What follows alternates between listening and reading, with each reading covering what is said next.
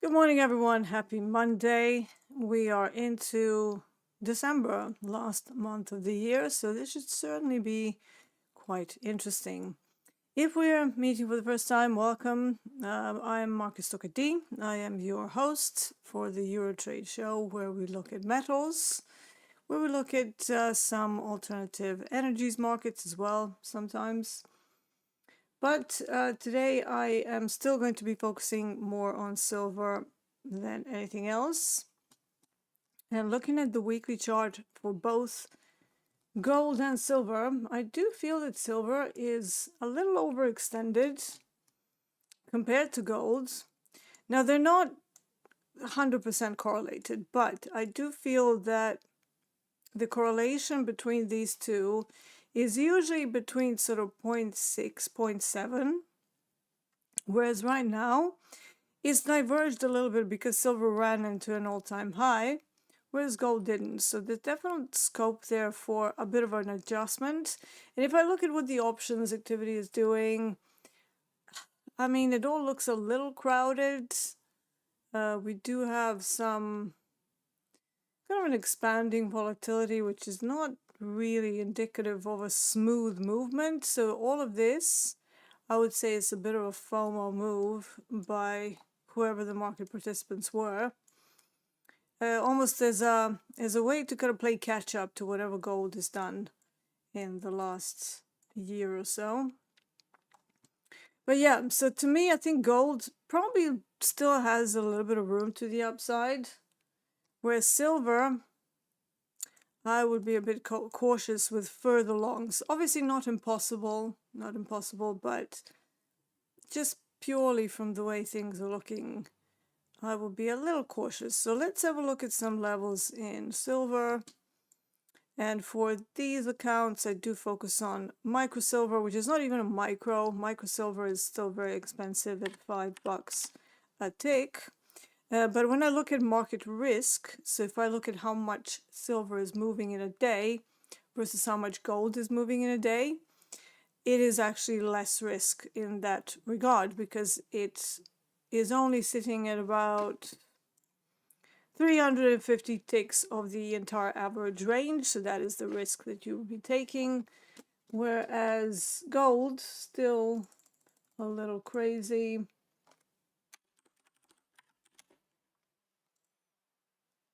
Even though it has come off the madness that it's been doing in the last 2-3 months, but gold is still sitting at about 560, 570, so nearly 600 ticks of intraday movement, which is better than 800 and 1,200 that it had previously.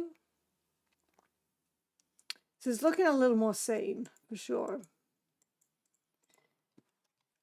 And when it comes to the actual options levels in gold, 4,300 is the gamma wall today, with some levels lower down around 4,250 and 4,230 to the downside. Whereas silver is already sitting way up above its own call wall, which was at 56. So we're nowhere to be seen. It's like, where's the call wall? Nobody can see it. So that's definitely a risk here, that we kind of tag, that we can't go over the GEX2 level and then we amplify the gamma to the downside, hit the call wall, and then maybe see what they want to do there. But I would not be looking to long silver this high up.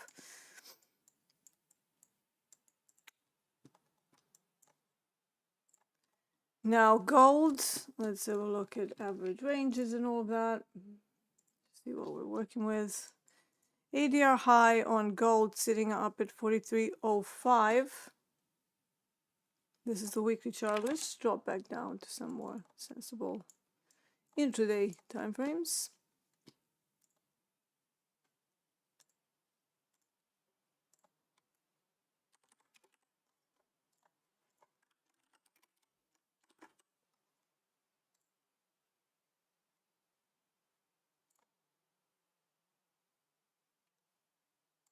Let's keep that yellow actually, but I'm gonna change this. So 43.05 to the upside. And to the downside, just purely looking at quantitative extremes, 42.35.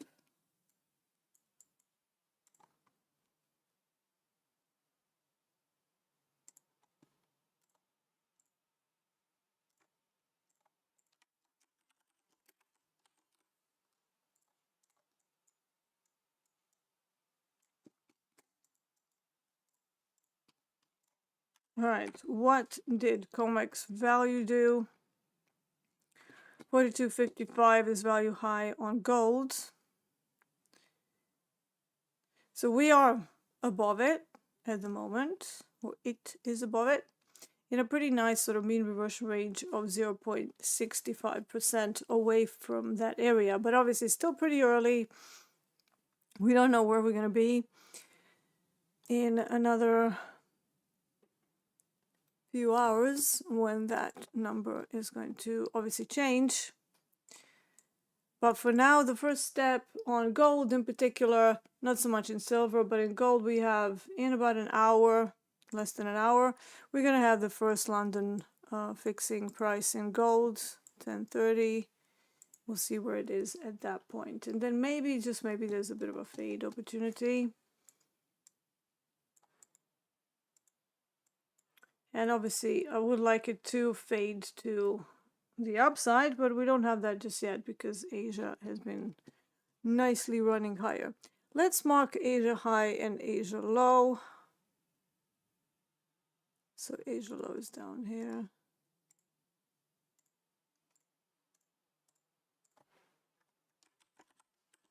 And the reason why I like to mark Asia high, Asia low is because very frequently on metals across the board, you can have a nice takeout of the Asia high or Asia low, and then a reversal.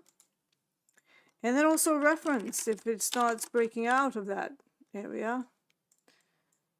That remains a reference for the rest of the day, right? Because a test of the former Asia high, Asia range, that is actually a very good way to orient yourself, even on a trend day. All right, so let's drop down to the 30-minute time frame here as well. Yeah, so far on silver, London is not even tagging this GEX2 area, and that's where we got a little bit of a drop-based drop situation. So I want to wait and see what they want to play here. But as you can see at the moment, it's a little bit middle of the middle, whereas gold looks like it's kind of creeping towards this Asia high. So we'll see. Like I said, on the larger time frames, we do have a potential for gold to keep going higher towards that all-time high, whereas silver is already smashed into that. So just the whole put and call premium ratio is it's looking a little bit more sketchy in silver. It's like, sure, everybody's long, but I've been kind of tracking the implied volatility over the last few days.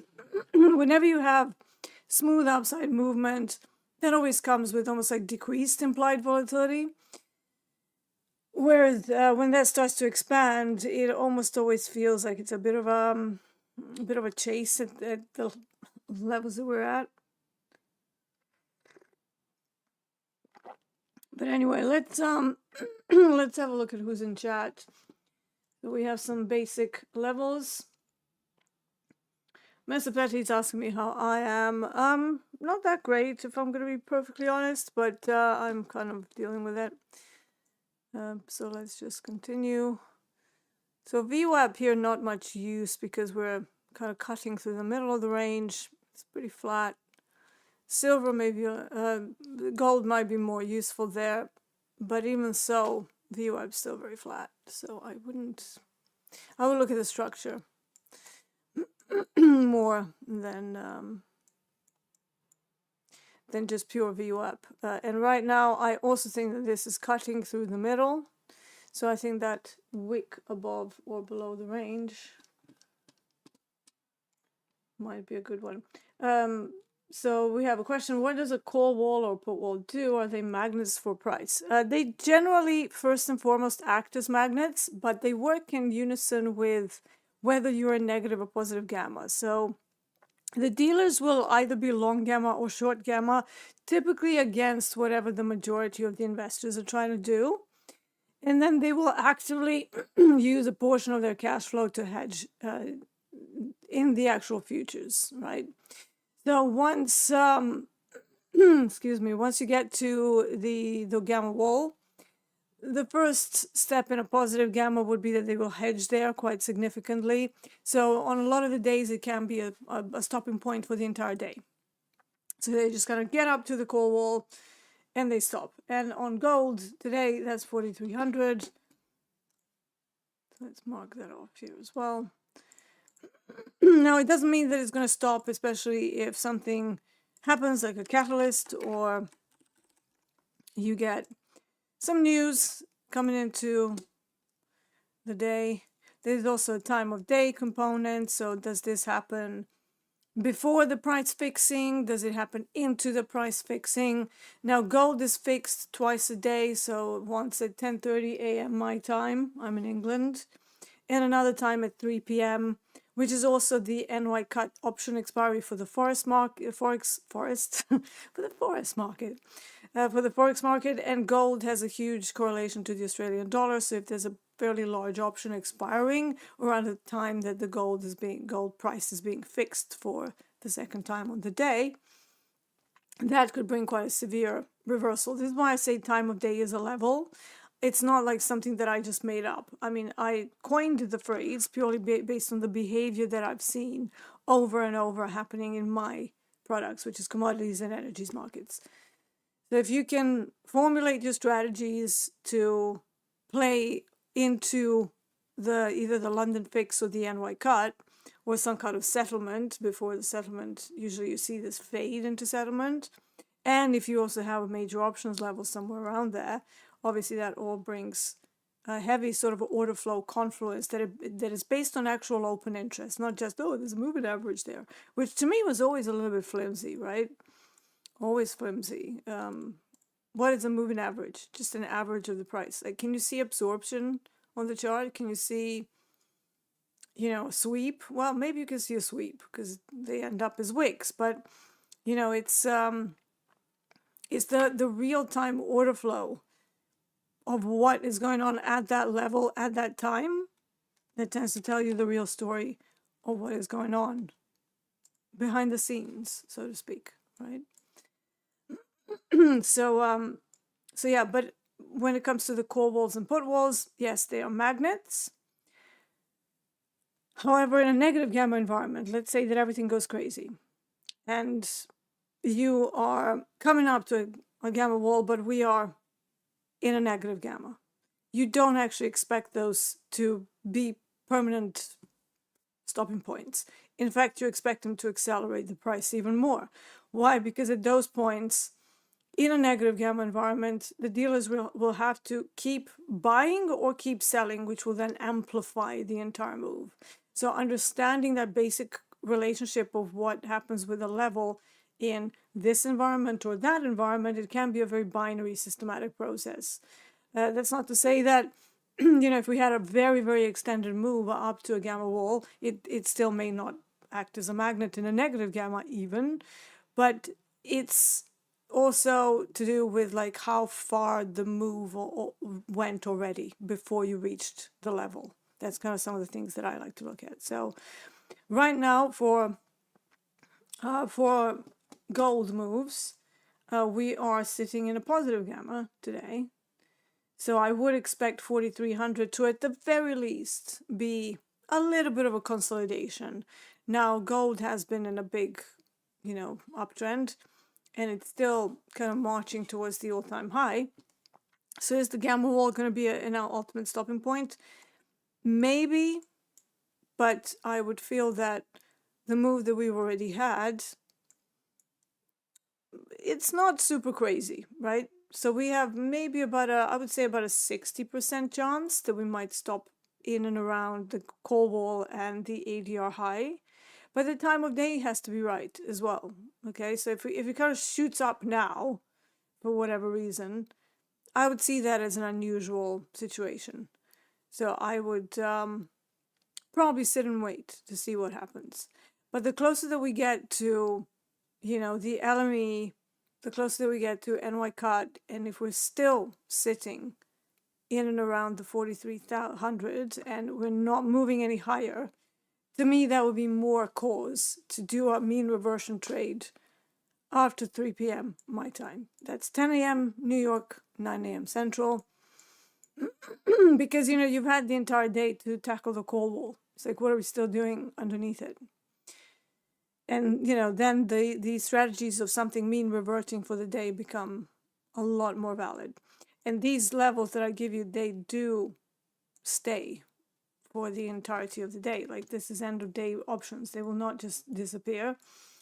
Now, to the downside, we have the GEX3 at 42.25 and also the put support at 43.50, which is also a gamma flip level. So, whole bunch of stuff in between, sort of just below this ADR low area, has a very, very interesting level for continued longs. So in the most ideal situation, we would wick below the Asia low into those option levels and then carry on higher. But silver, on the other hand, if we get to the London fix, which with silver happens once a day, not twice like gold, it happens once a day at midday.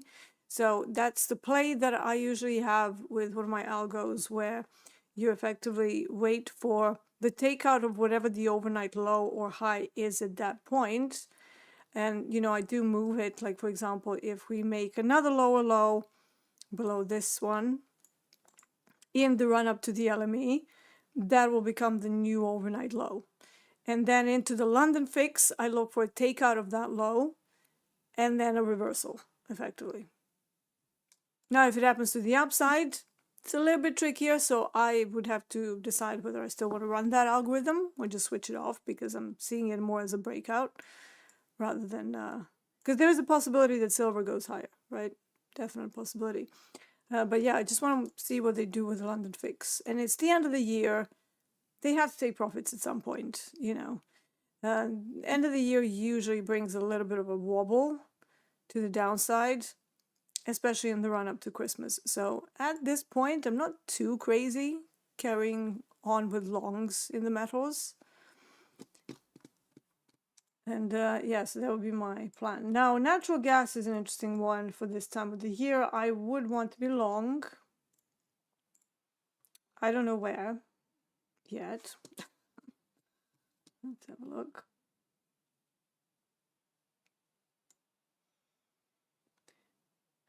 Okay, a bit trickier, a little bit trickier.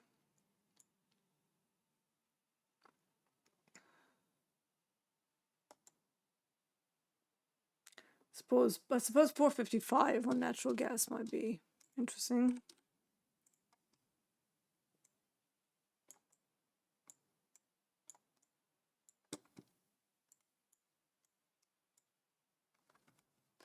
So let's have a look. What's the fix on gold? Price fixing is basically kind of like settlement, right? So it's the time of day where they decide, who's they? The wizards. The institutions need some sort of a reference point to reference gold for that day, or silver. Now, in the London session, you typically have 10:30 a.m., which is coming up in about 40 minutes on gold. On silver, that happens at midday. Now, on gold, you also have it during COMEX, so it happens at 3 p.m. And that becomes sort of the benchmark for the day, like where was gold on 1st of December 2025. And yeah, it's a very important time of day because very frequently you see a sharp reversal from there. Whether it's sustained or not, again, the reversal should be contextual. If it reverses, then hits another major level and then reacts from it, obviously that was a temporary reversal. But just in general, the fixing of the prices is done so that the institutions have something to base their risk on. And for us, the importance of that, or these time of day as a level concepts that I talk about, they're important because they are done by the institutions where they go, right, well, this is as far as it comes, and now we might hedge against that a little bit. But it doesn't always have to be that way. It could go higher. However, into the fix, there's always some sort of a reaction to the opposite side. So for example, if gold has been going up, then you would expect to see a little bit of a wobble down. If it's been going down, then that's, you know, against the major trend. So maybe it offers a better opportunity for you to run a longer term trade or to the long side with the longer term trend. So I would prefer to see that, but obviously you don't see that every day. It's not a, you know, that would be the most ideal. We sell off into the fix, then you hit a very nice level, and then it goes long. It's like textbook star setup. But are you going to get those every day, multiple times a day? No. Of course not. So then you have to decide, where is this like an opportunity where I can maybe scalp like 30, 50 ticks? And I just hold it for a little while. Like we had that last week on Wednesday, I believe, in silver, where it went from the call wall down to, I think it was like a GEX2 level or something. And it just stayed wedged in between those two. And then later on in the day it broke out, but it took a while. So what happened? The London fix on silver caused a nice little reversal, giving you about 50, 60 ticks of profit margin. So, you know, I probably look at the markets in a little bit of a different way because of that time-based component.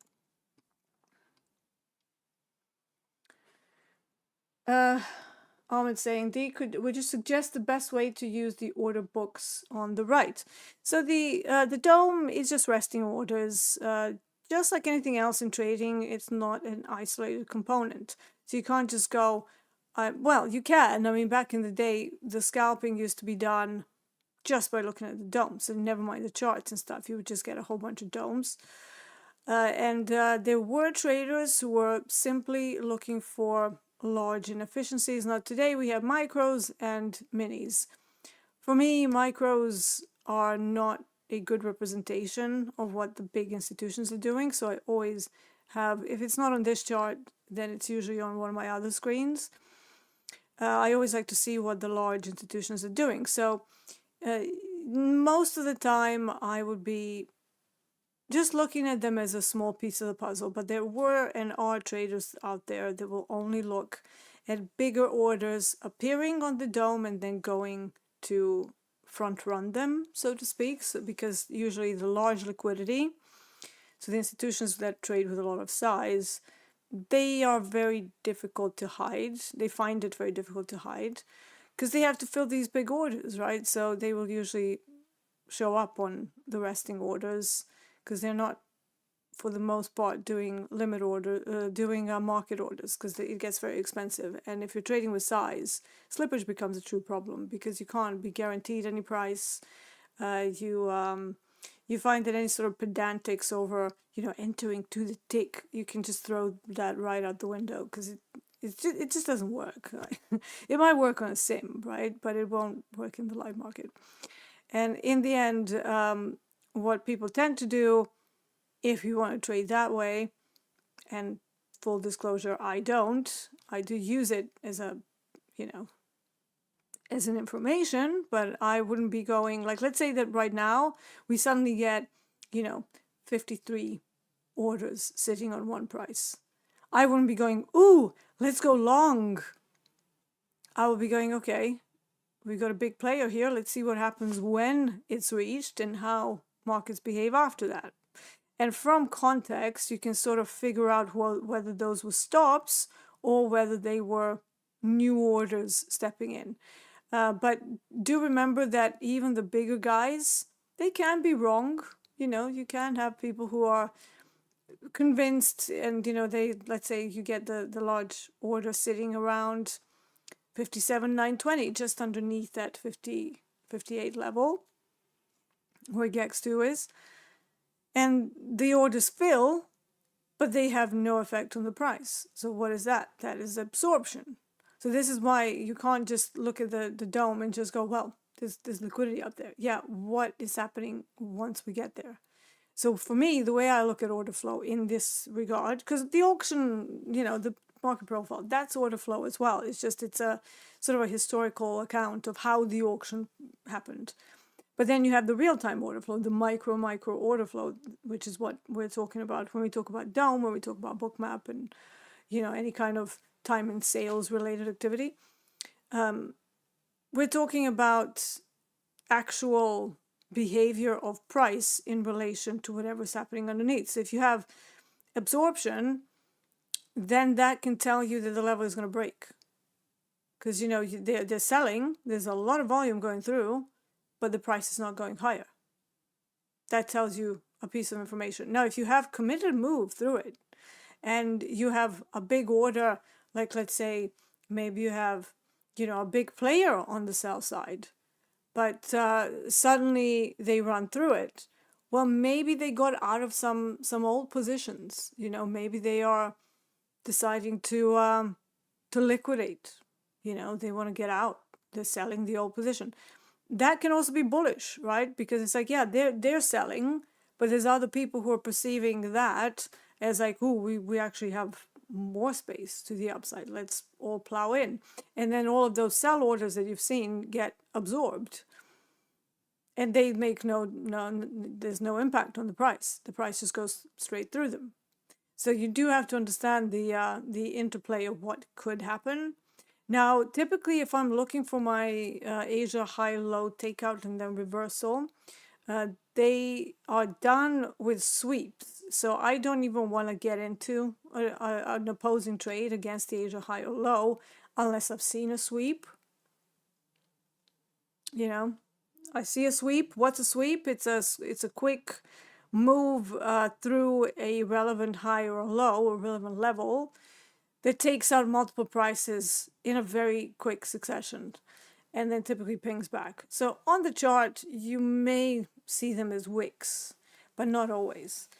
Oh, sorry, I'm getting a little bit hot here, so I'm just gonna get rid of this.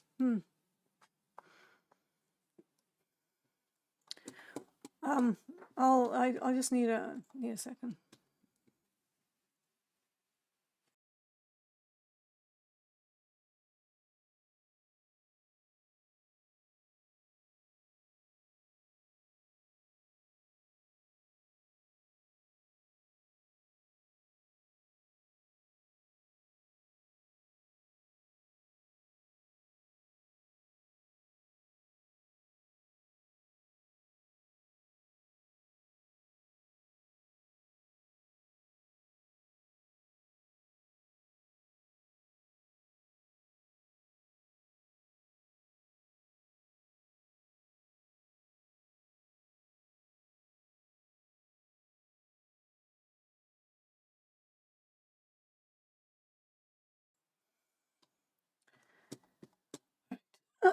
So, let's see.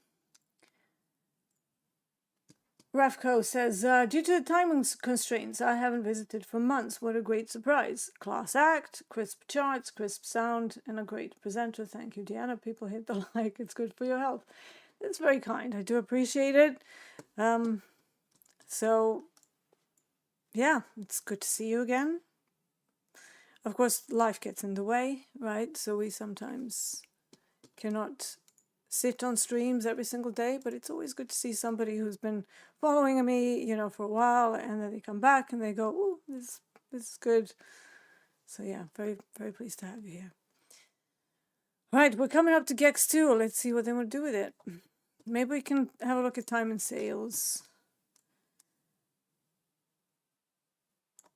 Even though it's not as cartoonish as bookmap. What happened here? Why? Let's go back to the full contract.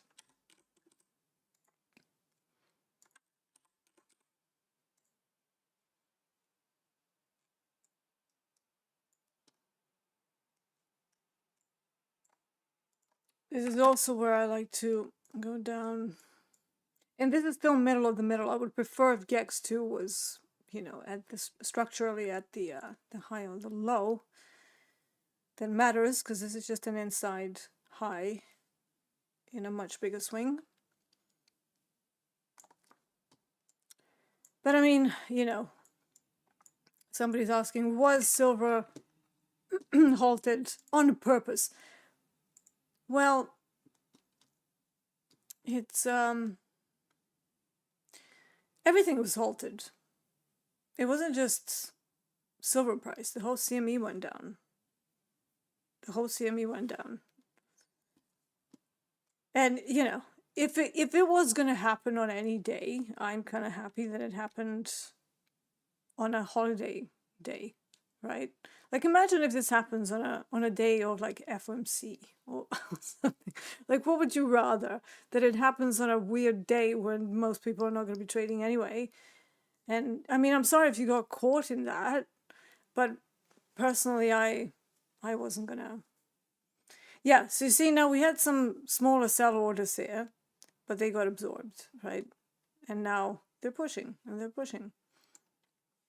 So yeah, we have a good chance of reaching this Asia high here. And of course, there is a correlation between these two. But yeah, the core wall on silver is way down here. Way down. And that also worries me, because it's like, it is a magnet. And just with the way, it just feels a little bit FOMO at this point, right? I don't like feelings and spidey senses in general, but just looking at how they're positioned. Where do we get the fix information? It's just the time, the price, where those levels are, and then usually it will be the London. It's the LME who does the pricing, but there is another sort of, how do you call them, organization, I suppose. Is the LBMA gold and silver price, and they do it for palladium and for platinum as well. So it's basically just a global benchmark of the metals. So yeah.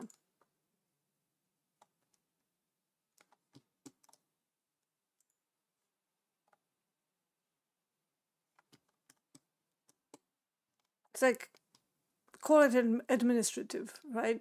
Somebody has to tell you what the silver price was today, and that's what they do.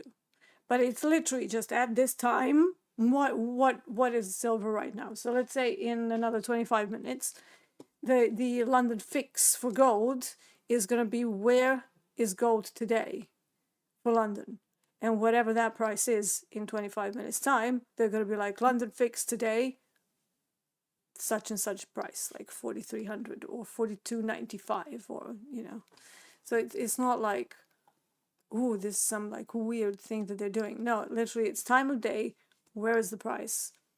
And then a lot of the times the London fix across the board is a cause for a little sell-off against the move. So obviously if you're falling, then they go long with the trend. But yeah, it's not, no, you know, most people think that market makers are some like mystical creatures that are like, you know, doing weird stuff, and they can be just as wrong as you and I, right? It's not like, it's just that they have a lot more cash flow, so they can usually absorb it better, if that makes sense. And because of the option side of things, where they are gamma positive or gamma negative, short gamma or long gamma, they then have some inventory that they can hedge with. And remember, their main task is to remain delta neutral. Market neutral strategy, yeah. So as neutral as they can get, that's their main job in life. It's not to position themselves in a certain way. Oh, I want to be, you know, short silver futures or long. They don't care about that. They just care, okay, let me see if I can hedge this now here at this open interest level, because that's what they should do. And then they also fill a number of transactions to generate good liquidity for the rest of us and tight bid and ask spread. But the London fix, literally just time of day, price.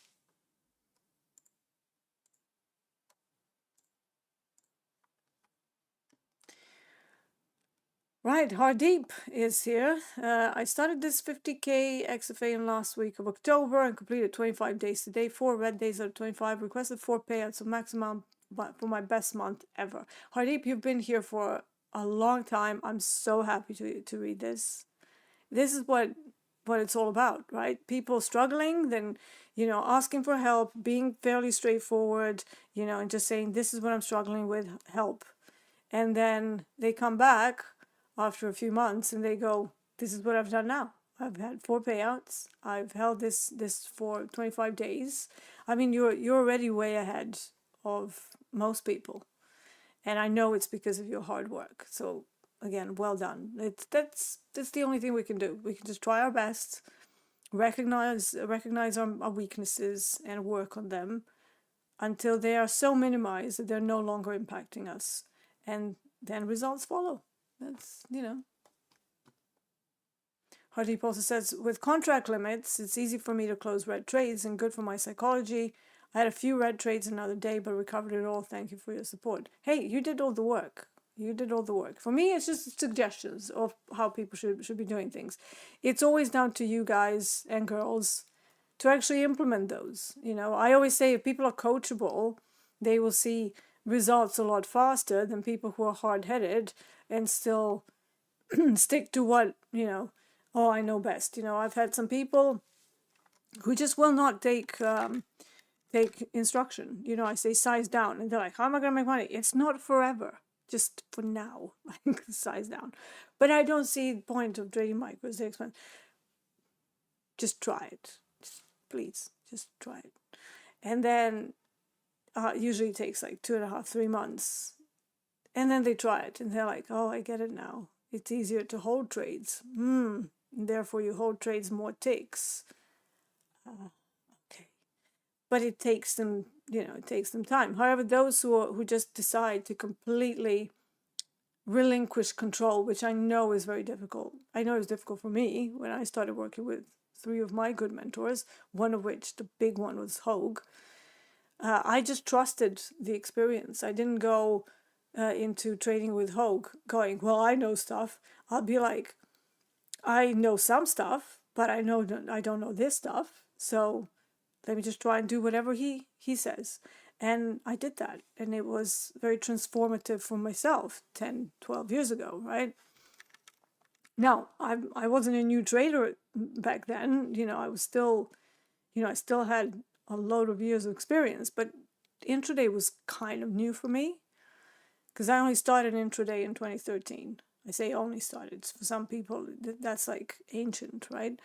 But for me, this is still, out of swing versus intraday.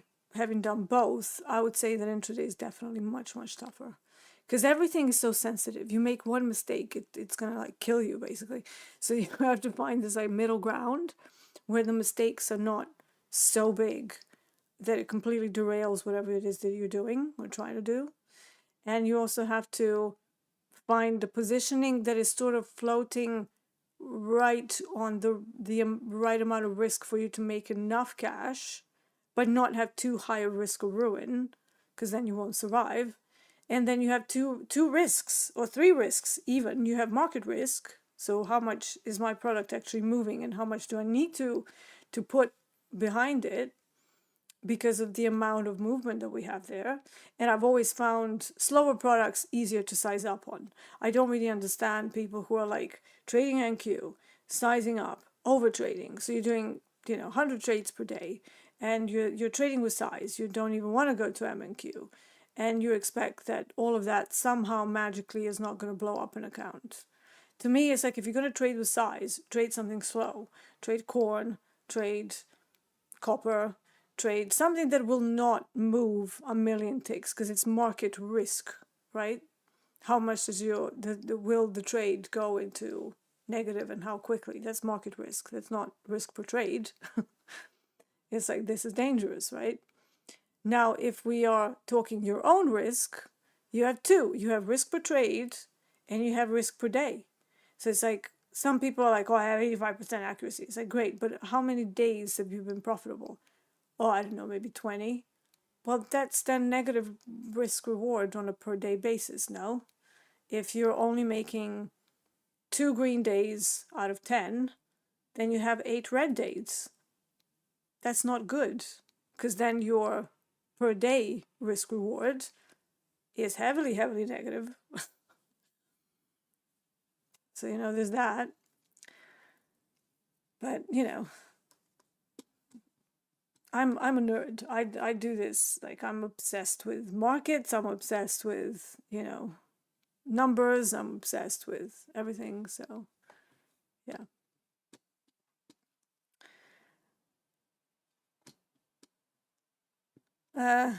Does that mean that the formal accepted times, like the London Stock Exchange? So the London Stock Exchange doesn't necessarily have a fix. That's mainly for metals. At least I don't think so, because I'm not, like I said, I'm not too big of an equities trader. I do trade DAX with this time of day, but I mean, I'm sure they have benchmarks, but I think that's probably going to be just settlement. I mean, I don't know. Let me see. Because usually it's the settlement that is like the time. So on Eurex, for example, there'll be 4:30. I think London Stock Exchange is maybe 4 p.m. because I think they close earlier. So, but let me see if there's any other fix. No, it's just 4 p.m. Yeah. And usually it's the Forex as well, so Forex fix 4 p.m. Yeah, so nothing of the sort for the London Stock Exchange, because you have the London Metal Exchange, LME, which is what I'm talking about, and that starts trading at 11:40. So another, yeah. Ooh, this is a good question. Trader D official, what was the one problem after learning a profitable strategy that you have faced? So profitable strategy in and of itself is a bit of sorry, these are making me like, every time I put them on, they make me a little bit nauseous. So I'm just not going to put them on. So profitable strategy, first of all, what is a profitable strategy? Is it something that you notice after a month? Is it something that you notice after 6 months? What is a profitable strategy? Is it something that maybe for 2 weeks you didn't have any major losses? So, that's a rabbit hole in its own right. But, I first got profitable swing trading. And that was like quite obviously pushing the equity curve with no major variance, right? So you don't get a huge hole, like, you don't get the curve that's going up and then suddenly you have a massive dip and then sort of you have to dig yourself out. So for me, every profitable strategy should have somewhat of a lack of variance in it. So it should be no massive bumper days and no massive dips either. It should be fairly smooth. I personally get off on that. Maybe I'm weird, I don't know. But I like the smooth equity curve. Whereas most retail traders, it's very chaotic. You see dip and then big day up, and then they can't really replicate that. So then they stay in this like no man's land before they reach the peak. That's why I think everybody's freaking out now that we have the no activation fees. We've also had a little bit of a switch to how people should be taking payouts, right? So now the extra rule, the additional rule, is that you actually have to be over the previous balance. Shock horror, you actually have to make money to take payouts. It's like, yes. And when I worked for a prop firm back in the day, old school, if there were profits, they would just pay you out 20%. They wouldn't even ask you. They would just be like, this profits, you get paid 20% out of that.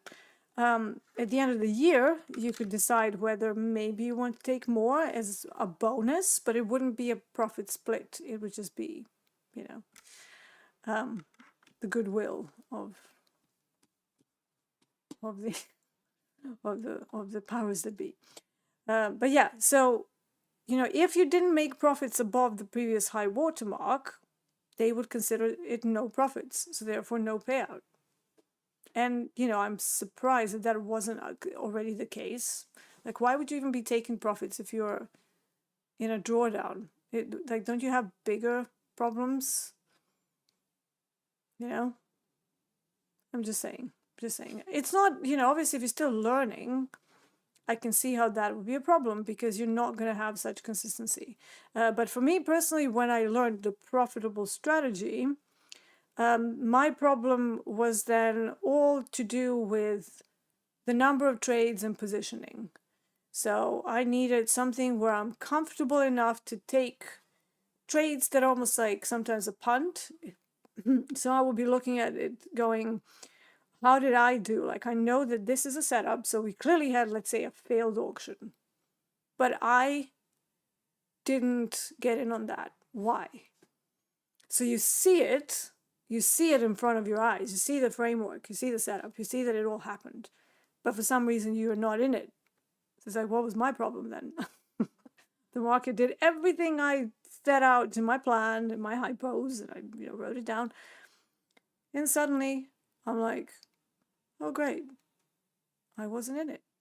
So let me see if there was a way for me to get in it. Not in hindsight sort of way. It's like, oh, yeah, it happens. So therefore, no. At the time, if you didn't know, this is why market profile is so good. Because it's one of the very few things that you can see happening in real time. Because you have all these extra references, right? You have the initial balance. Then you have, the prices accepting or rejecting an area.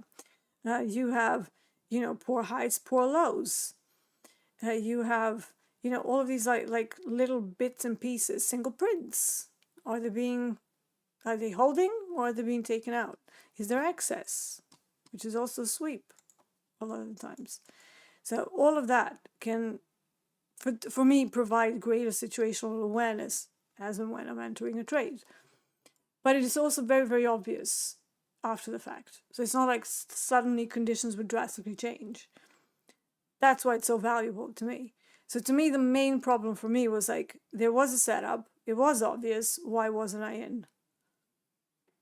And once I started tackling that, I felt the need to name all of my setups. And some of them didn't have a name in market profile. Some of them were just like, well, the auction succeeded, the end. And I'm like, well, if we move away from the initial balance quite significantly, let's say into, I don't know how much into profile you are, but basically if you extend the initial balance range by the size of the initial balance, so the same amount, that becomes something called the normal day. And then there's another concept of normal variation day where it extends twice the amount of the initial balance. So that's normal variation day to one side. So it cannot be double-sided. Now, if we've gone into that sort of a day type and I see an auction turning around, I saw that very frequently in commodities. And yet the books didn't have a name for that. So I was like, but I go into these setups all the time. And they're just ignoring that fact. Now I know why, because it was equities. Market profile was based on ES mainly. So I was like, right, so now I need a name for that. What do I say? So I called it an auction fade. It's a D concept. Because of that, because I needed it.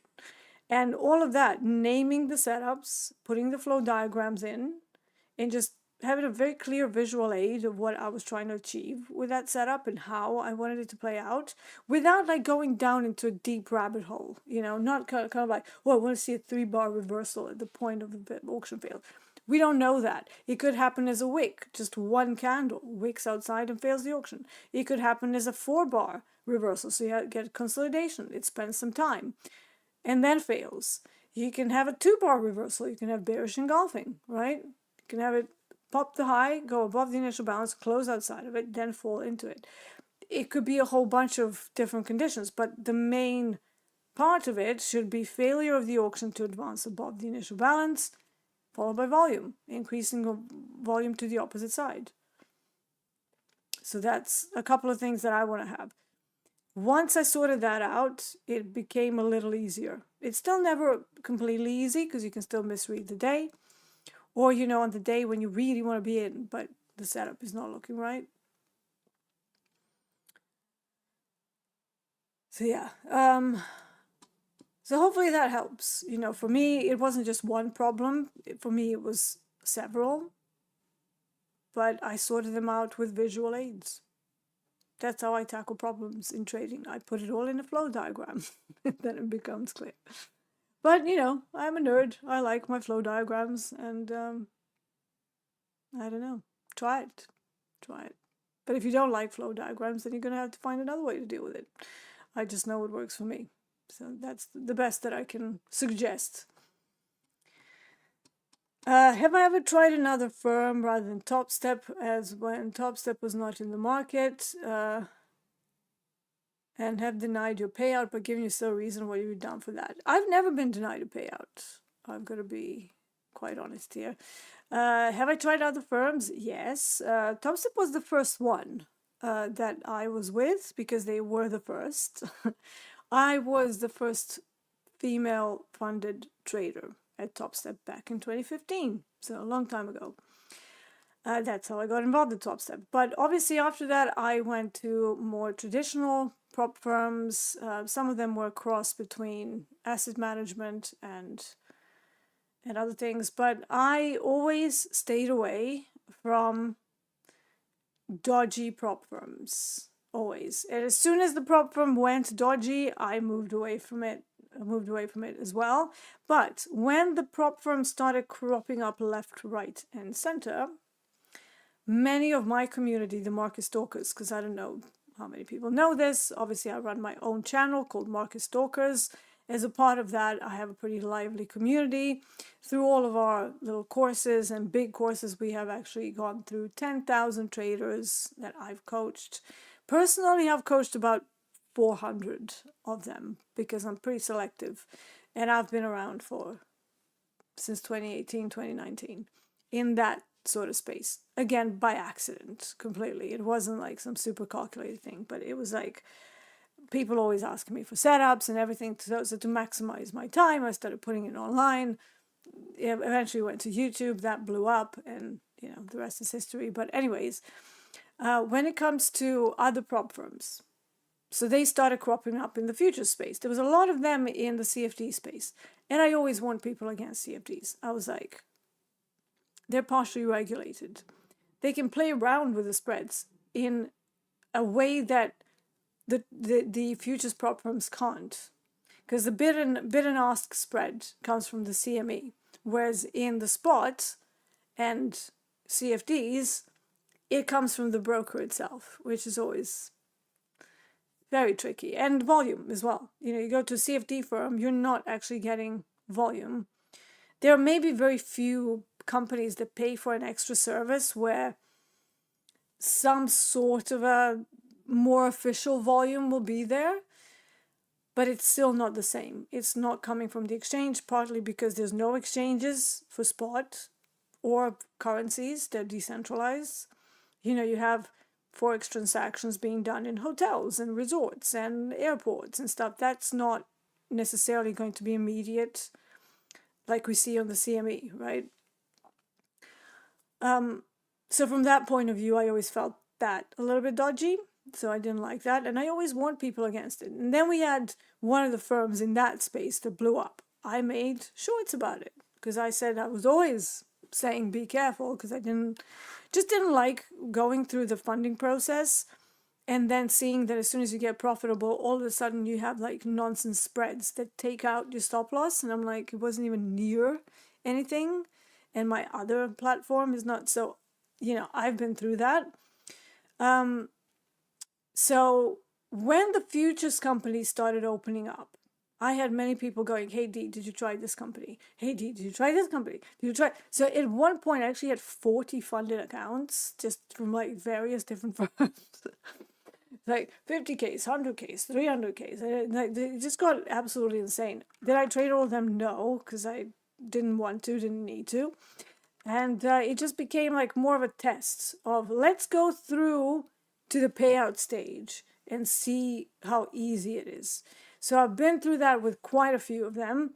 Now, recently, since I got sick, I didn't really have enough energy to be doing that. But I keep, I do try them every so often to see how the process is.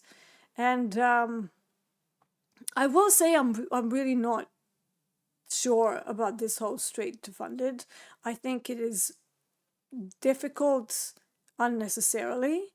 And I'm not sure, I don't think that those types of companies necessarily deny payouts. But, we had one particular massive player, not in that space, but in the old space, that was absolutely fine. But then they suddenly came up with the daily drawdown. Suddenly they want recordings. Suddenly they want...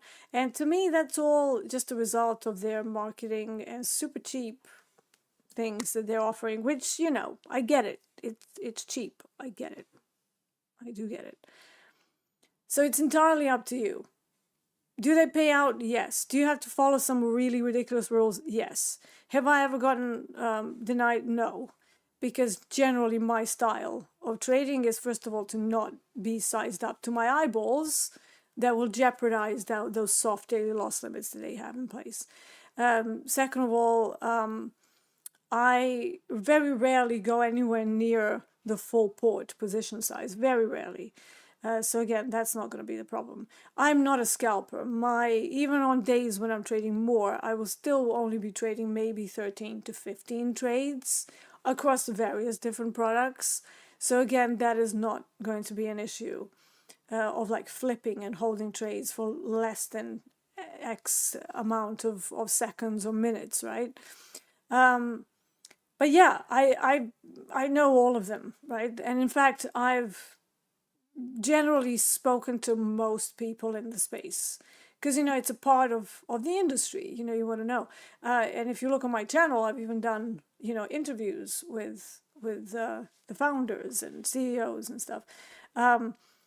I've got to say the only company that I really like apart from Topstep is Intraday. I've got to say that, right? The rest of them I'm still not sure due to age, due to dodgy practices, due to some unsustainable pricing that I know is unsustainable. So there's very few players in the industry where I'm like, I fully support these guys. Because I'm like, I'm not sure about you. I'm really not sure about you.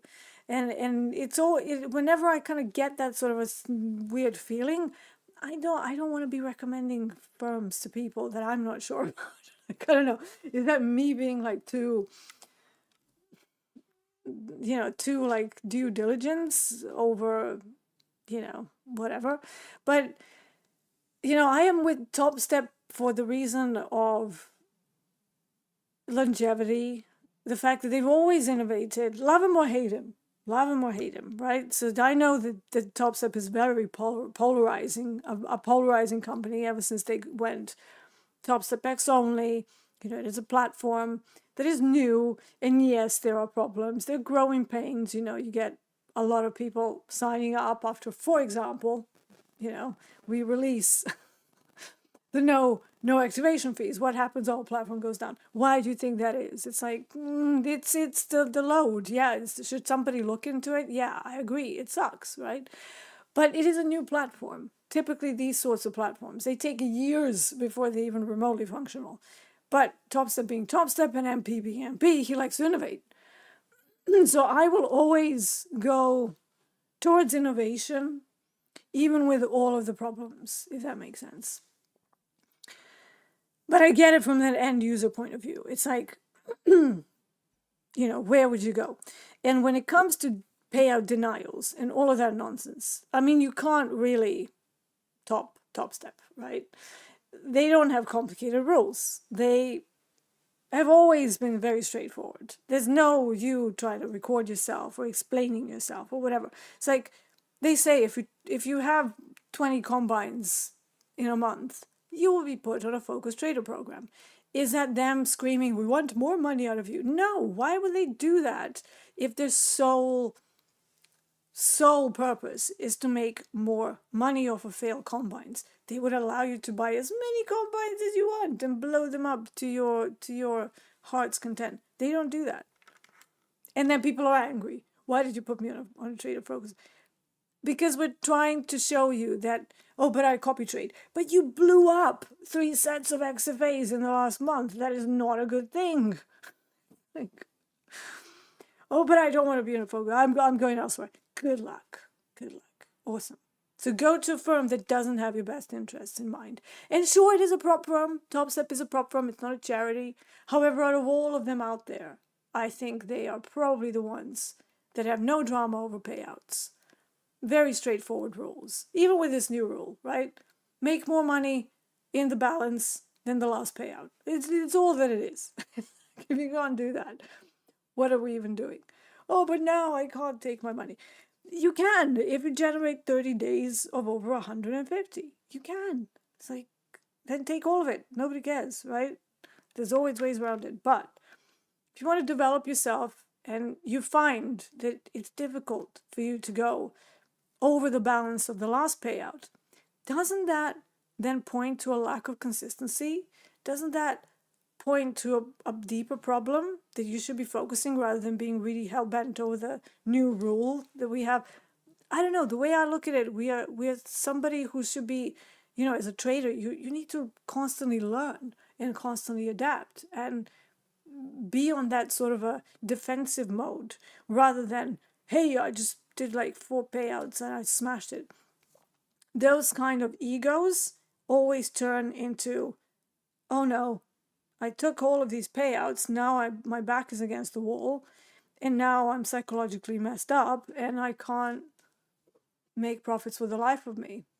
So it's like, well, that's a problem as well. So you have some sort of a fear of maybe, I don't know, trading smaller accounts and being afraid that because I've met people like that. They trade with size because they're afraid that they can't make money or it won't be enough money on the small amount. Whereas the way I teach people is to get loads of ticks on a selective number of setups in a day, which are usually 2 to 3 a day, but no more. And then it doesn't matter that you trade with 1 or 2 micros because you're still going to be generating between 200 and 400, sometimes even more, on a very, very small size, but you get more ticks. Again, from a risk perspective, and me both being in the position of risk manager and a trader, to me, that's something that I would be looking at. What is the variance and what sort of positioning did this person do, especially when in a drawdown? If in a drawdown you keep increasing size, I'm not going to touch it with a barge pole from a risk point of view. I'll be like, no. Absolutely no. Yeah.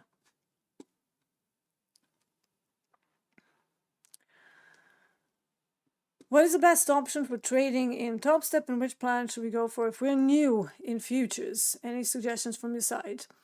For anyone who's new, I would suggest going 50K because the target versus drawdown has a very, very favorable DTR ratio. What's a DTR? Drawdown to target ratio.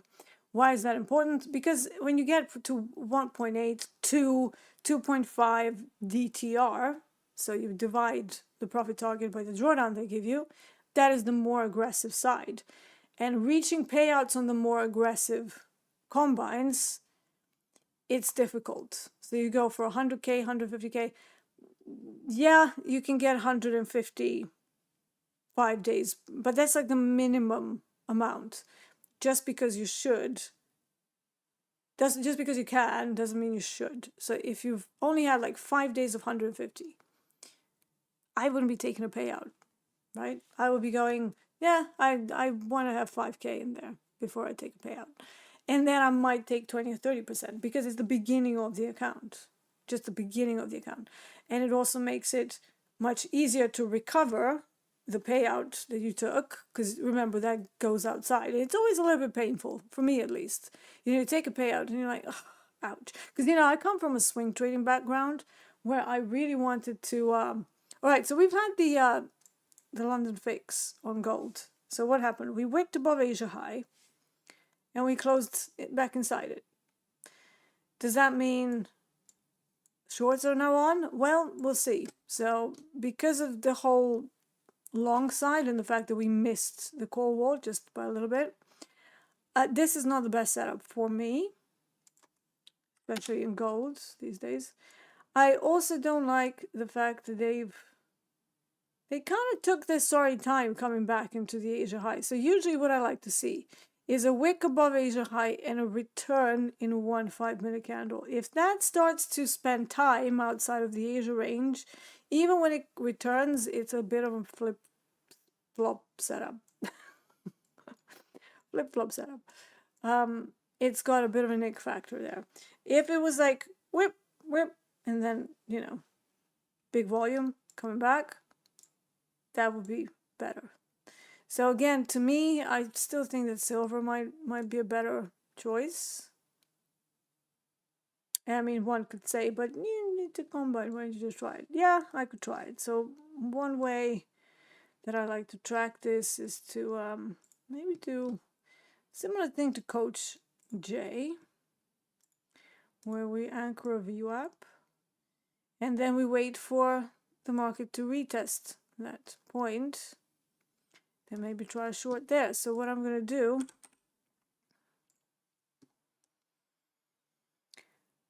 now what is the ATR? So what I'm going to do, I'm going to be pretty generous here with gold on the stop side. I'm going to give it 85.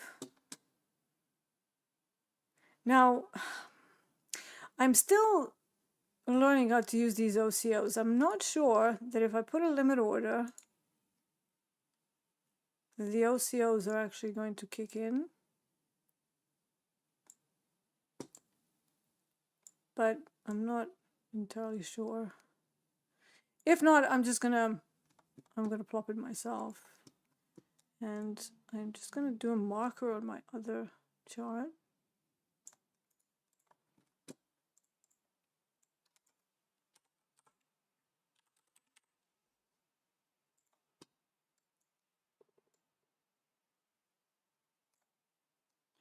So that would be 43. I don't like that. So if I have my limit order there, then my stop of 85 ticks is just over 4,300. I really don't like that. So I'm going to push this. This is where this is an iffy setup for me. As soon as I kind of start projecting where should my stop loss go and the levels are not quite working out, it immediately becomes a little bit dodgy for me. So let's try and get maybe pretty close to the call wall rather than Asia high. So I'm not going to be using Asia high for this. But instead, I'm going to try and go short at a call wall. And that means my stop would then go at 4308.5, which is much more palatable. It's missing the 305 as well, which is the ADR high, but around number 2. So yeah. So to continue on with Trader D official, 50K, aim to build the future XFA up to, at the very least, 4.5 grand, maybe 5. Then take 20 to 30%, and then keep building that. So, you know, if you want to take a payout after the bare minimum, then the payout has to be a minimum as well, rather than 50% or whatever you got in there, because once you take a payout, your maximum drawdown goes to 0. So if you generate, let's say, 1,000, 1,500, let's say, and then you take half of it, then you no longer have the 2,000 drawdown. It basically goes to 0, and then you only have, what, 800, 700? So yeah. Any advice for UK payouts in the area of tax or limited companies? So it's a little tricky for UK companies. So usually with some of the other companies that I've worked with, I go through W8BENE. And again, I'm not an accountant. I'm just somebody who's in the space, and I do have a limited company, or 2 or 3. And the way I do it is because Topstep has to open up an account in your name as a trader who's trading. But how you then manage that yourself on your back end, as long as you're obviously paying taxes, it's up to you. So what I do, I pay it all into a Wise business account that is connected to one of my limited companies that I use for this purpose. And then I just run it all through the limited company. So that, to me, has been the most beneficial way of doing it. Doing it as personal income tax is very expensive, and it's likely going to get even more expensive now with the new budget. So yeah, how to book a partial in project tax. That depends on whether you're in with traditional position brackets, or you are in with with the OCOs. Now, I will be honest, unless I entered twice through an OCO, I actually still don't know how to take partials. Because whenever I try, what tends to happen is that I kill half of the position, and then the limit and stops, and that is something that really does need to be looked at in Topstep X. So, I think we have somebody who's maybe not a trader on the back end doing the OCOs. So yeah, I'm still not entirely sure with the OCOs unless I clicked twice to enter. Then both positions are separate. So when you close one, it's connected correctly. But if you enter with two, and then you want to, close down one, I've still got, I have no idea how to do that properly. But in the old position brackets, they were working that way. So you enter two with stop and profit, you clip half, it would clip all of it. So I don't know. Again, this is another area where we're still working on it. It's still a platform in development. Stick with us. I did give, I asked questions, but again, so far, I just got the answer that they're still working on it. So yeah. But the way I partial, I will, rather than enter two at once, I will enter 1, 2. So I will enter twice so that I have the ability to take one off at some point. So that's how I do it. It's a workaround. Not ideal, I know. Not ideal, but it works. So, yeah. For silver, the all-time high it was during COMEX holiday week. How do you look at the high created during the trading periods and not during regular trading hours? Joe, yeah, good to see you. I look at it in the way that LME Select trades 24 hours. So London Metal Exchange Select version is their electronic trading system that was brought up during COVID and maintains 24-hour pricing. So whether it was made out of hours or not, it doesn't matter, it was still made. So to me, if there was good volume on it, and there was, they were still trading. And remember, Thanksgiving is not a thing in the UK, nor is it a thing in Europe. So you still had a good portion of the exchanges that were trading. It's just that regular trading hours in the CME, COMEX, were not a part of that. However, I would argue that Shanghai, LME, and generally London and Asia are the ones who are more important for silver pricing than COMEX, which is why nobody's using settlement COMEX for silver pricing. They're using the London fix, right? Now, London fix is coming up in about an hour 15. So yeah.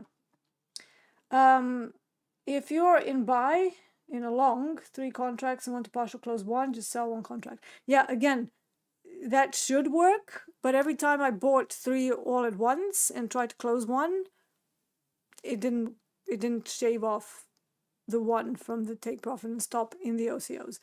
So this is why you would do 1, 2, 3, and then each one of those is presumably an independent OCO. I think that's how they've coded it. So yeah. All right, so far gold still in this no man's land, trying to break out of the Asia high. Still Not at the call wall, but we're going to try it. However, the London fix was half an hour ago. And what was the London fix? So let's see how we're behaving. So we're now above the London fix. What does that mean? Well, that's a little bit bullish to me. Yeah. So this was London fix, the open here. The next fix is at 3 p.m.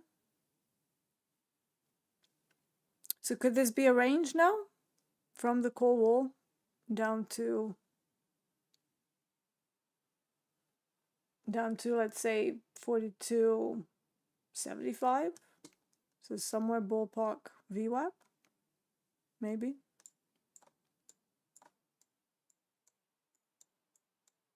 We'll see. Or is it just going to keep screaming to the upside? That's also possible.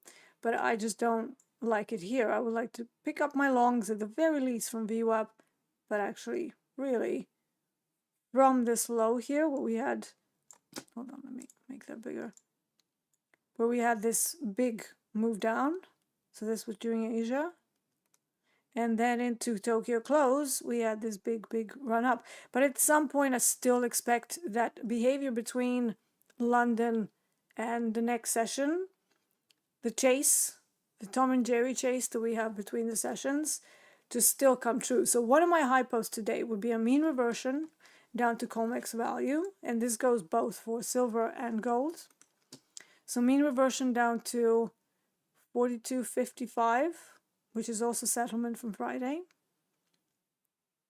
Then I would be looking for maybe longs from that value high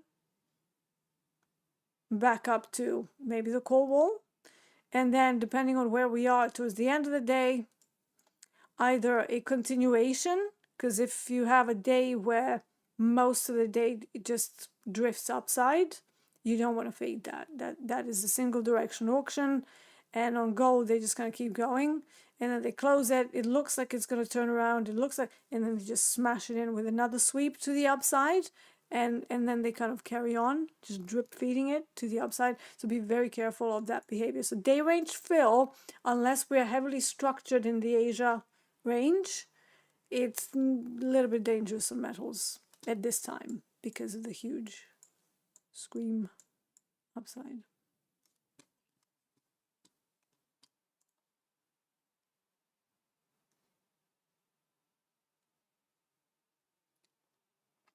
Gold has a great rally in Asia rather than London or New York these days, I've seen. Yeah, so it's a new behavior. So before COVID, Asia was a bit of a snooze fest. Like they weren't doing anything, and it was, to me, not really worth trading it. And in the last 2 years, ever since tariffs and all of this nonsense started happening, all of a sudden Asia livened up. Not just for metals. You have energies markets that now tend to trend better out of hours, but I still like my sleep. So I'm still not going to be staying up all night raving so that I could trade metals. Not that. First of all, I'm old. Second of all, my days of staying up all night are well behind me. Just need my sleep. So yeah, we have to make do with whatever hours we've got so that we don't derail our sleep. And yeah.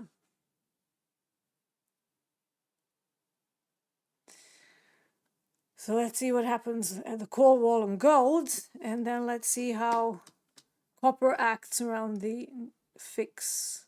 But I probably won't be trading gold much in the accounts that matter, because I perceive the market risks to still be a little high on gold.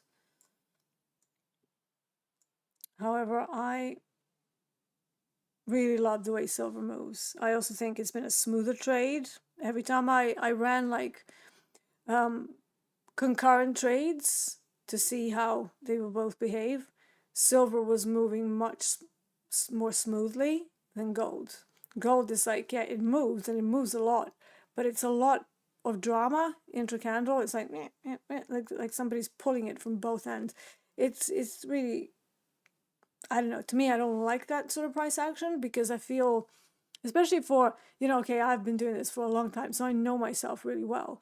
But even I don't like the emotional dysregulation that comes with that sort of price action. And to me, emotional regulation is number one.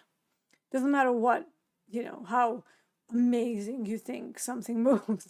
It's like if you can't regulate yourself intra-trade and the movement is making you nervous, or it's making you jumpy, or it's making you question your entries constantly, and you can't let it go. You can't walk away. You have to like sit there and watch it tick for tick. Tunnel vision. What's that? You're on the verge of fight or flight always, and that is the worst thing for a trader.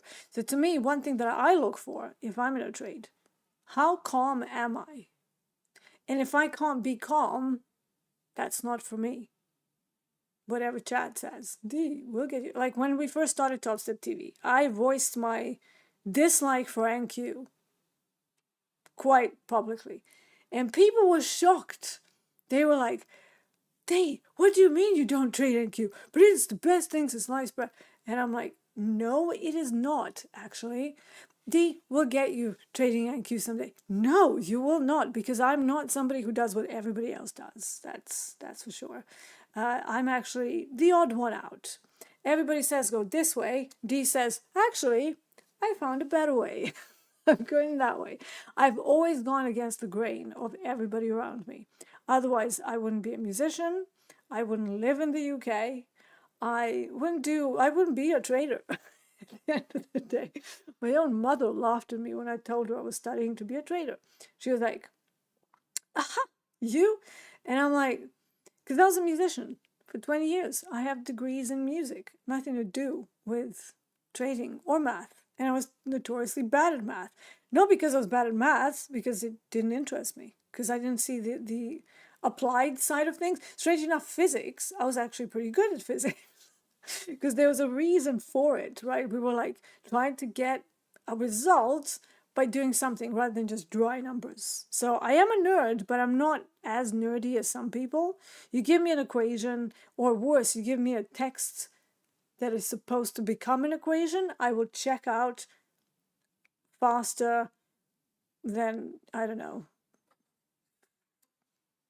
I can't think of a good analogy right now. It's too early. And it's Monday. But yeah, it's it's a very tricky thing. But I am definitely a nerd. I love stats, especially if it's like something to do with money and with, how to make myself better. And to me, I have my own flexes, which is not, oh yeah, I sized up like a lunatic and I got, I made 80K. To me, the flex was that on my biggest day of 86 grand, I traded with 3 mini and got like basically the entirety of the day. That's a flex for me. Anything else is like, oh, you had one big day. You made 50 grand. Well, brilliant. What was your size? I was in full port. That's not a flex. Because, anyone can make a large amounts on, getting lucky in a position or even being skilled and staying in a trade for a very short time. But you try staying in a position for hours and making tens of thousands. When I see that on all of those, like, risk manager things, which not a lot of them are. Not a lot of them are. I think there were like a couple of people that I was like, oh, okay, I like that. All of the others who are like, generally negative. They're like minus 246 negative, but you made 50K yesterday. To me, it's immediately like just literally glaze over, not interested. But when somebody's like, oh, this person stays in winning trades for 2.5, 3 hours and they made 50K, I'm like, I like that. I like that. This is good. Does that make me weird? Probably. And most people probably think I'm really weird anyways, so I don't care, right? Couldn't care less. So this is what being a musician, being a woman, sax player and a guitar player in a very male-oriented environment does to you. That you just don't give a crap after a while. You will do you. And that translated that same thing into trading and into online communities. You will do you. You will learn to drown out the noise. And you won't do what everybody else is doing. Just because everybody else is trading this doesn't mean it's the right thing for you. And you get success by doing what feels right to you, not what this other person is doing on the internet. So just remember that.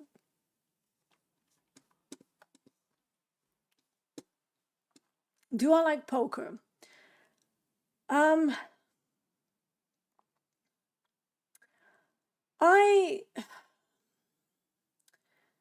have played poker, but again, to me, it's a bit too much like trading.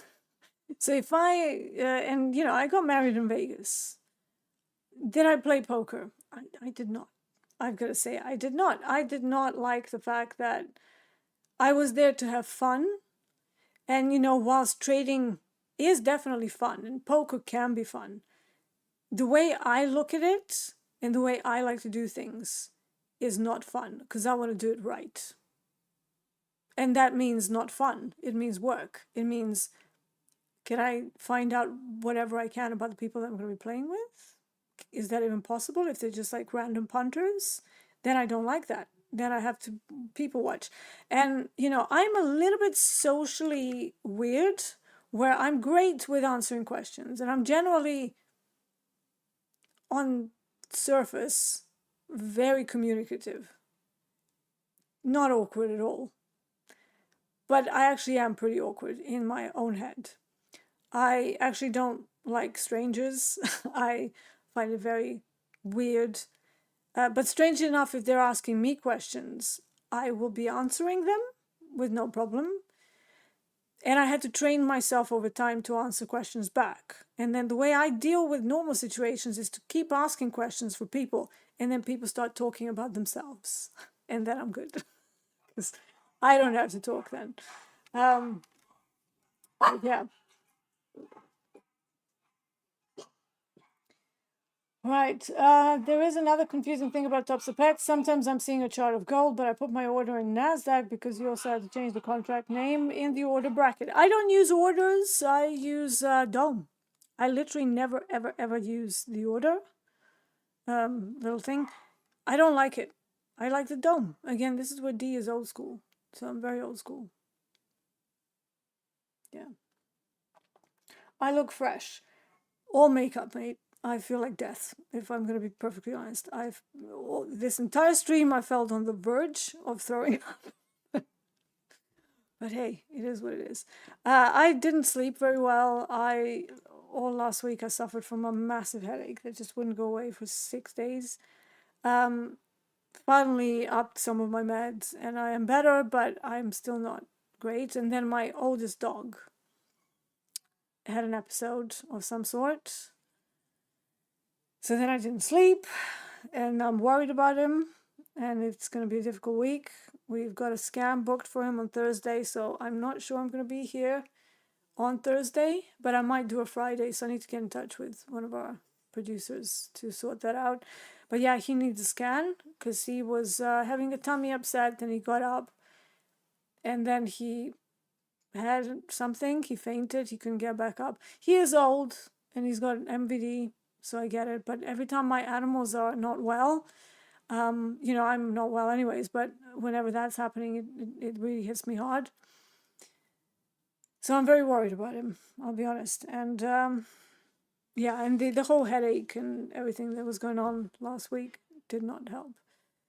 I will be fine, I always am. So this is an illness that doesn't kill you, it just massively diminishes your quality of life, which is just brilliant. But I'm a strong person. I can deal with a lot, and I am dealing with it. I've been dealing with it with nearly 4 years now, actually. So yeah, but thank God for makeup. That's all I can say. Thank goodness for makeup. Otherwise, I would be looking like absolute death, and you would be going, Dee, you look like death. And I would be like, thank you, Chad. Very nice of you to notice. So yeah. Yeah, be careful this time of day. There's a reason why I don't do too many trades this time of day. This is chop time, right? It's choppity chop. Don't get chopped up like a sashimi. That's not a good thing. Wait until LME open, at the very least. Then we get some more smoother movement.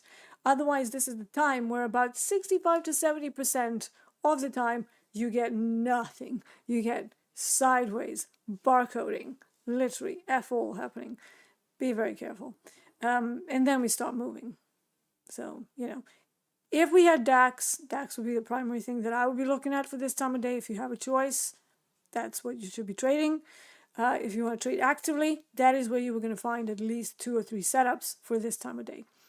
But anything else, metals, just be patient. Wait for bigger levels. Wait for bigger levels. Don't get chopped up. I've got this call wall on the thingy. And really for silver, I want to see a decent drop. Decent drop. Like I said, I'm a bit worried about the way the options are looking. The implied volatility expanding over the last 3 days, that's not what you want to see in a smooth upside trend. It should be, slightly more compressed, because it's or at least stable, not really massively moving. The fact that they are kind of expanding it and everybody's long, that worries me in silver a bit, because I've seen that happen before, and usually it's followed by a massive reversal. I have some levels down below, so we have this call wall at 56. Now, if that gets tagged, and I somehow manage to get into a short, maybe if GEX2 breaks down, then we start going into mean reversion, then we accept value, then maybe we ignore ADR low and keep going. That could be a good setup. That's one thing. But if we keep going higher,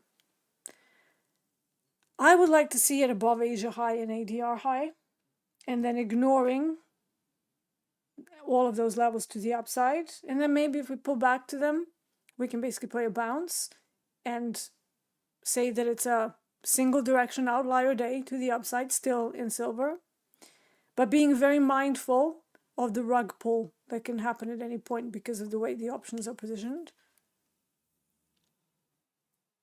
Other than that,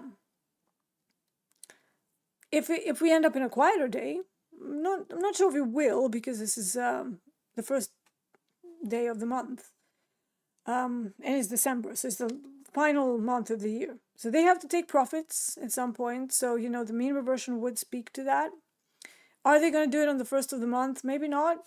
Maybe there's going to be a little bit more positioning. Maybe just a little bit of squeeze of the juice to the upside before they decide to run it backwards. But yeah, this is it's an interesting outlook at these levels. We're at the all-time high, but at the same time, London has not tagged the all-time high again. So that's a worry in and of itself. And if that starts falling,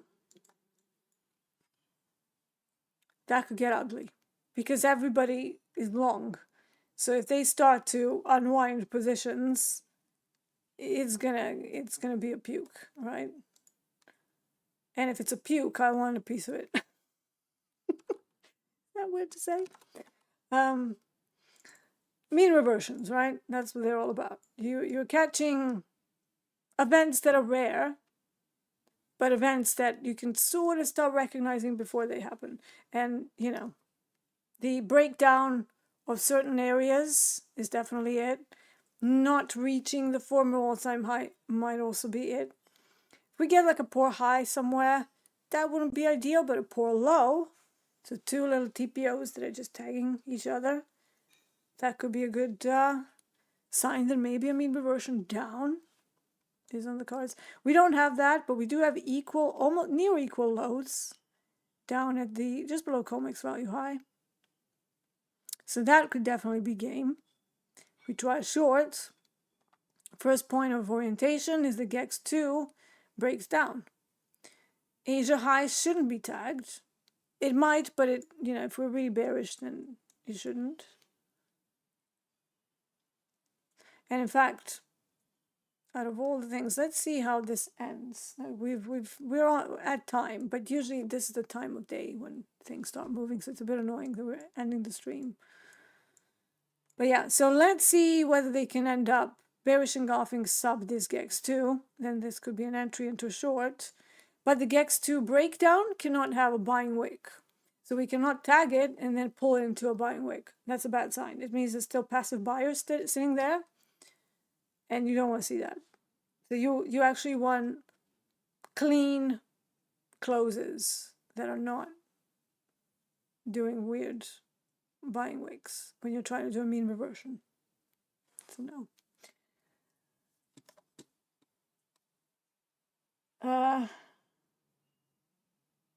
Yeah, so Phoenix Insight says, depends. I've just been trading level 2 level like she's showing here. I have learned that if we can break the level down, then we go back up. Yeah, exactly. So that's the hedging. That's the dealer hedging. That's exactly what they should be doing.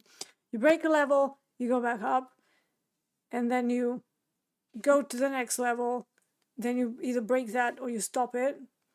Then another hedge happens. It's I think MentorQ called them the handshake strategy, where you trade level to level. I trade my level to their level, if that makes sense. So I kind of smush together, industry term, smush together my quantitative extremes, value areas, the way the profile looks that day, and then I will use a mixing and matching of the important price points, either outer edge of the distribution curve like we have here on COMEX value high, or major Asia highs and lows, because that's where we set the ranges in most of the days. And then any break outside of that would be a cause to consider the other side. And a breakout, big outlier day, continuation, trend, and all that. That's the point where I have to put mean reversion D in the corner and tell her to shut up. So, it's very difficult for me. But yeah, so let's see what happens around this GEX too.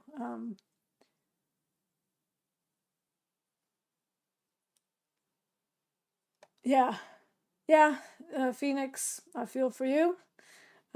He says, I'm an ex-army, wounded 3 times. I don't think a lot of people can handle any of that. Yeah, I've been through wars. I wasn't a soldier, but that was my teenage years. So I think that's where my emotional resilience comes from. Because all of this crap that we go through, I lost a bit of money.